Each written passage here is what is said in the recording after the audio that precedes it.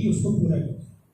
नागरिक होते हैं, उन्हें अपनी सुरक्षा की चिंता होती है, वो काम भी टेलीविजन मीडिया ने उसको पूरा करने में जैसे करेगा कि ब्लैकआउट में क्या करना है, आपको किन इलाकों में जाना है, अगर हवाई हमला होता है तो किस तरह के सुरक्षा उपाय करना है, ये सारी जानकारियाँ टेलीविजन की ओर से दी गई। मेरा यहाँ पर कहने का तात्पर्य यह है कि जब सूचनाएं नहीं होती तब सूचनाएं गढ़ी जाती है, इंफॉर्मेशन को मैन्युफैक्चर किया जाता है।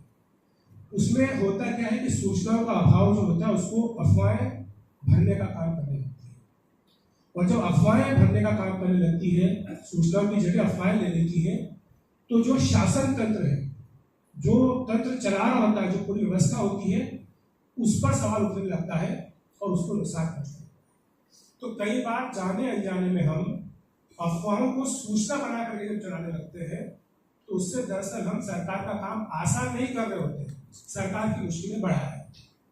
हमें ये अंदर समझना बहुत जरूरी है, और ये हमें ऑपरेशन सिंधु ने बताया है। युद्ध काल में जो पत्रकारिता होती है उसका तात्पर्य केवल ये आपको नहीं है कि मोर्चे पर क्या हो रहा है क्या नहीं हो रहा है, इसकी जानकारी पहुंचानी है। और जैसा दिनेश भाई ने कहा, सही बात है, ऐसे समय पर जो स्रोत होते हैं वो सूख जाते हैं, द सोर्सेस ड्राई हो जाते हैं, आपको कोई आना नहीं चाहता, सामने कहना नहीं चाहता, क्योंकि बहुत संवेदनशील समय होता है। सेना का मूवमेंट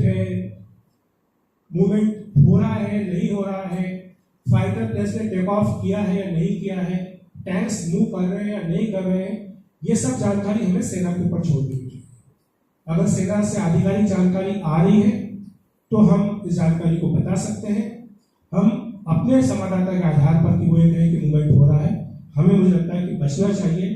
और ऐसे समय पर जो एडवाइजरी भी आई थी रक्षा मंत्रालय की ओर से, एलबी मिनिस्ट्री की ओर से, उसमें बार बार ये कहा गया था, आग्रह किया गया था पत्रकारों को, चैनल्स को, कि आप कृपया जो मूवमेंट है आर्मी का, ऑपरेशनल डिटेल्स जो है उसके बारे में जानकारी ना दें।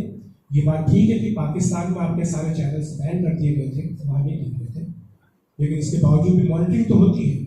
ऐसी कोई सूचना न जाए जिससे कि दुश्मन को फायदा पहुंचे, इसलिए बार बार ये आग्रह किया जाता है। कई सारी बातें होती हैं कि सुनी सुनाई बातें और मनगढ़ंत बातें, इनको समाचार के तौर पर नहीं होना चाहिए। मुझे करगिल का जो संघर्ष हुआ था उसकी याद है। करीब 1 महीने तक हम रहे थे, टाइगर हिल की लड़ाई से लेकर के द्रास, करगिल, इन तमाम इलाकों में जाकर के लाइव रिपोर्टिंग करने का मौका मिला था। लेकिन ये ध्यान रखा था कि कोई भी समाचार जो है उसको लाइव न दिखाया जाए, डिफर्ड लाइव हो, ये कोशिश की जाए, दर्शकों को बताया जाए कि ये सीधी तस्वीर है, ये सीधा समाचार हम आपको नहीं दे रहे हैं। ये कुछ बेसिक्स होते हैं जो कि वॉर रिपोर्टिंग के, जिनके बारे में जानना और समझना